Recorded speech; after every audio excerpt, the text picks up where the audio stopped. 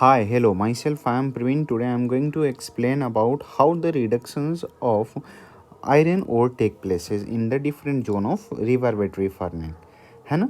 कि ये एक रिवर्बेटरी फर्निंग है और इसमें रिडक्शन जो होता है ये कैसे होता है ना, किस टेम्परेचर पे क्या ऑकरेंस है। तो एक बात हमेशा ध्यान रखें ना, ध्यान ये रखना है कि हायर टेम्परेचर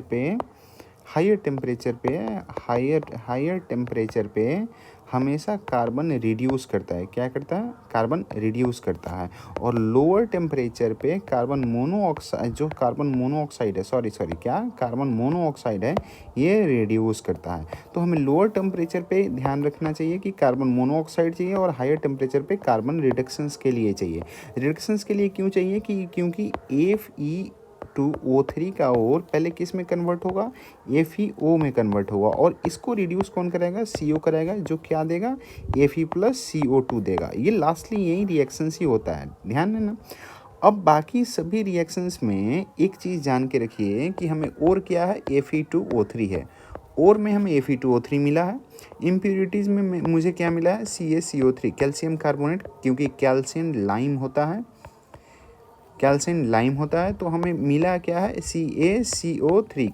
ये इम्प्योरिटीज़ मिला है। इसके लिए हम क्या इस्तेमाल करेंगे? एसिडिक फ्लक्स इस्तेमाल करेंगे, SiO2, जो क्या बनेगा? CaSiO3। और ये कितना? लगभग 1270 टेम्परेचर कितना होता है? 1270। इस जोन पे पर्टिकुलरली ये क्या करता है?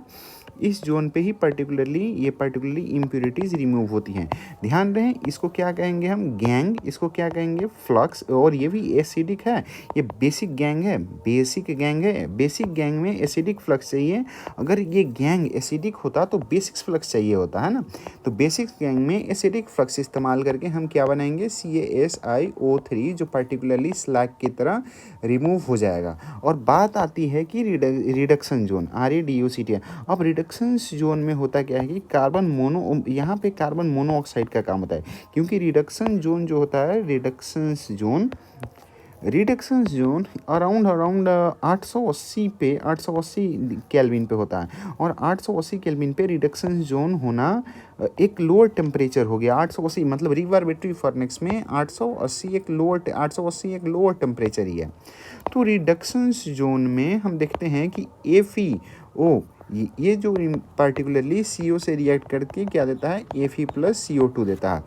या फिर और ही इस्तेमाल कर ले, Fe2O3 का और है, ये क्या पर्टिकुलरली यहाँ इस्तेमाल करके Fe3O4 देता है और CO2 देता है।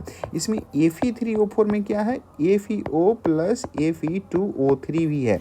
और यहाँ Fe3O4 फिर एक कार्बन मोनोऑक्साइड से रिएक्ट करता है और Fe+CO2 दे देता है। और बाकी का Fe2O3 कार्बन मोनोऑक्साइड से रिएक्ट करके FeO+CO2 देता है।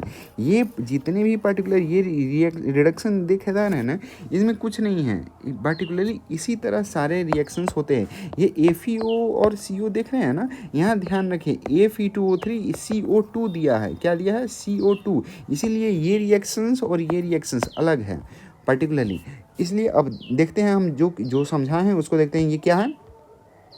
लिखा है कि एक्सप्लेन द कास्ट आयरन और पिग आयरन। हाँ, इसमें भी क्या है कि सबसे प्योरेस्ट फॉर्म ऑफ आयरन बतला दे रहे हैं। सबसे purest form of iron wrought iron, और नॉट रोट आयरन सबसे प्योरेस्ट है, स्टील नहीं है। ध्यान रखिए, स्टील नहीं है। सबसे purest form of iron wrought है। और इनवार, INVAR, ये भी एक आयरन में ही होता है, जिसमें 36% निकल हो जाता है। और स्टील में 6% निकल होता है। और सम 18 से 20% क्रोमियम होता है। ध्यान रखें, क्रोमियम प्लस निकल रस्टिंग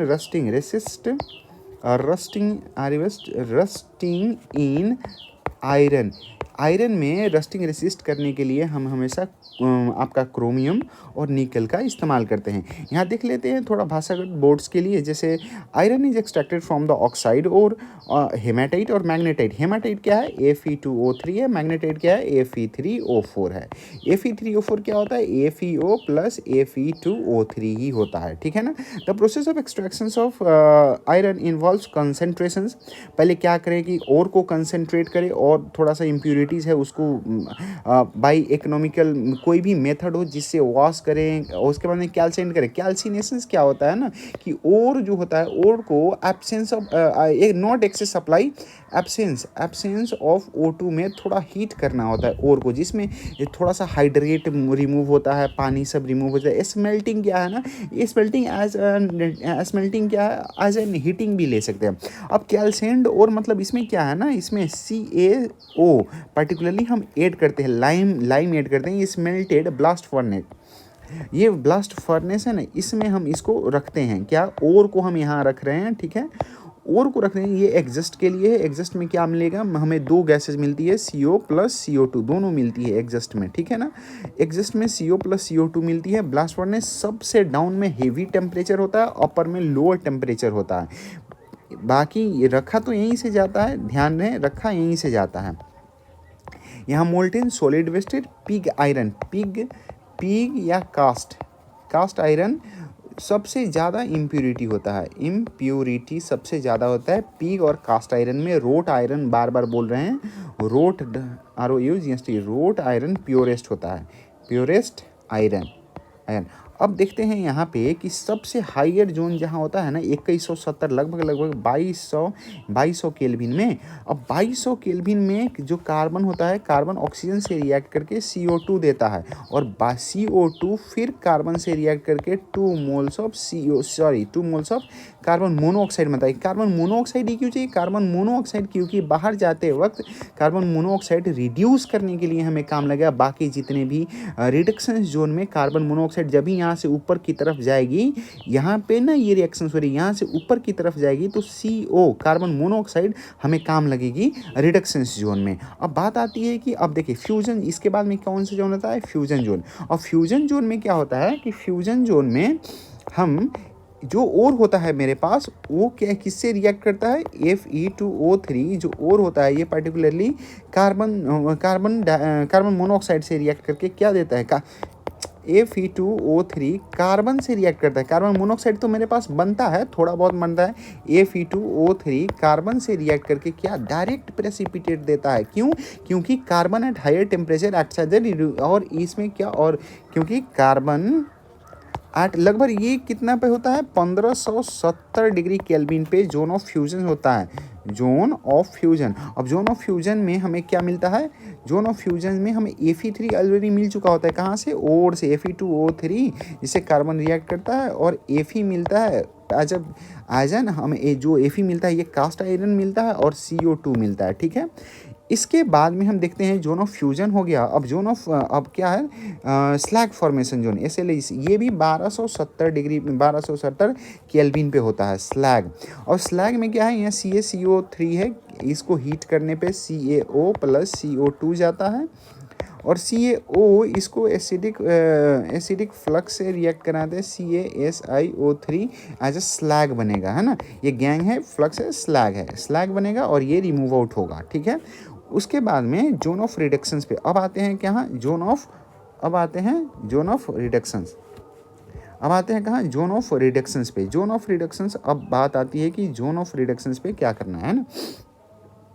जोन ऑफ रिडक्शंस में हमें क्या क्या मिला होता है, FeO जो पर्टिकुलर कार्बन मोनोऑक्साइड से रिएक्ट करता है, Fe प्लस CO2 देता है।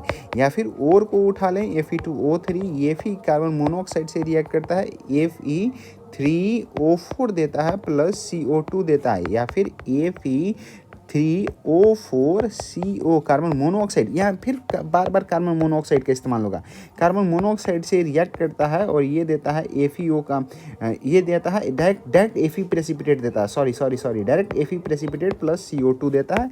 या फिर Fe2O3 ये भी कार्बन मोनोऑक्साइड से रिएक्ट करके CO प्लस CO2 देता है। ध्यान रखें, ये CO2 है, ये CO है, क्या है यहाँ, CO है, कार्बन मोनोऑक्साइड है, ये CO2 है, ध्यान रखें। यहाँ Fe2O3 ये हेमाटाइट और कार्बन मोनोऑक्साइड के प्रेजेंस में जोन ऑफ रिडक्शन 880, जहाँ particularly carbon monoxide acts as a reducing agent, क्योंकि कार्बन हायर टेम्परेचर पे ही रिड्यूसिंग एजेंट की तरह काम करता है, ध्यान रखें। और बाकी सब हम फार्मूला वाइज यहाँ लिख दें, क्या है कि कार्बन ऑक्सीजन के प्रेजेंस में CO2 देता है, और इसमें पर्टिकुलरली इंथैल्पी रिलीज होती है 393.5 किलोजूल इंथैल्पी रिलीज होती है। और जो कार्बन डाइऑक्साइड है ये कोक के प्रेजेंस में फिर CO2 देता है, ठीक है। Zone of fusion 1570 degree, Fe2O3 जो पर्टिकुलरली हेमाटाइट और है कार्बन के प्रेजेंस में रिडक्शन देता है, Fe कार्बन के प्रेजेंस में रिड्यूस होके क्या मिलेगा हमें, कार्बन के प्रेजेंस में रिड्यूस हो जाता है और हमें मिलता है, कार्बन के प्रेजेंस में रिड्यूस होके हमें CO मिलता है, ठीक है। कार्बन के प्रेजेंस में रिड्यूस होकर हमें CO plus Fe3 slag formation zone में आइए। स्लैग फॉर्मेशन जोन 1270 पे आता है। कैल्शियम का लाइम को हीट करते हैं हम तो क्या मिलता है, लाइम स्टोन को हीट कर लाइम और CO2 एक्चुअली एक CaO मतलब पर्टिकुलरली क्या है CaO, इसका टेस्टिंग के लिए हम CO2 ही इस्तेमाल करते हैं। कन्फर्मेटरी टेस्ट ऑफ आप पढ़े होंगे, कन्फर्मेटरी टेस्ट ऑफ कार्बोनेट में CaO का ही इस्तेमाल होता है, लाइम का ही इस्तेमाल होता है कन्फर्मेटरी टेस्ट ऑफ कार्बोनेट्स में। अब ये अलग थोड़ा हो गया, मगर यहाँ याद रखें हमेशा ये क्या है, ये बेसिक क्या है, ये बेसिक है, बेसिक गैंग है, GAUNG, ये बेसिक गैंग है। हमें एसिडिक फ्लक्स यूज़ किए हैं, ये स्लैग है, SLAG स्लैग है जो पर्टिकुलरली बाहर रिमूव होगा। Zone of reduction 880 875 degree Celsius पे। FeO कार्बन मोनोऑक्साइड से रिएक्ट करके Fe देगा, CO2 देगा। आयरन का और डायरेक्ट उठाएं कार्बन मोनोऑक्साइड से, बार बार देखिए यहाँ ध्यान से, कार्बन मोनोऑक्साइड और डाइऑक्साइड पार्टिकुलरली यही बना रखा है ना। तो Fe2O3 आयरन का और है, कार्बन मोनोऑक्साइड से ये मैग्नेटाइट प्रोड्यूस करता है और CO2 प्रोड्यूस करता है। और यही मैग्नेटाइट कार्बन डाइऑक्साइड के प्रेजेंस में डायरेक्ट Fe का प्रेसिपिटेट देता है, डायरेक्ट Fe देता है। और Fe2O3 कार्बन मोनोऑक्साइड लेते हैं तो Fu फेरस का ऑक्साइड देगा और फेरस का ऑक्साइड के साथ CO2 देगा। और ध्यान दें सबसे लोअर पार्ट में जहाँ सबसे हायर टेम्परेचर होता है, सबसे हायर टेम्परेचर पे carbon acts as the reducing agent. इसी तरह एक FeO जो पर्टिकुलरली हमें मिलता है कि फेरस का ऑक्साइड मिलता है, ये कार्बन इसको रिड्यूस करके Fe में पर्टिकुलरली प्रेसिपिटेट कराता है और CO2 देता है। और इस तरह ही टोटल, अब यहाँ देख लें, यहाँ भी वही है, carbon at higher temperature acts as the reducing agent, some zone of flag formations, उसी तरह बाकी सब भी है। रिविजन्स के लिए इस तरह है कि Fe2O3 हमें calcium impurity, acidic SiO2 slag formations, fusion zone, Fe2O3 carbon के प्रेजेंस में Fe प्लस CO2 दे रहा है ना। और यहाँ से एक्चुअली टेम्परेचर घटना स्टार्ट होती है 880 लगभग 1150 1270 2200 लगभग, यहाँ पे टेम्परेचर सबसे ज़्यादा होती है। और यहाँ पे सॉलिड वेस्ट आती है, सॉलिड वेस्ट, और यहाँ पे पिग आयरन। Thank you.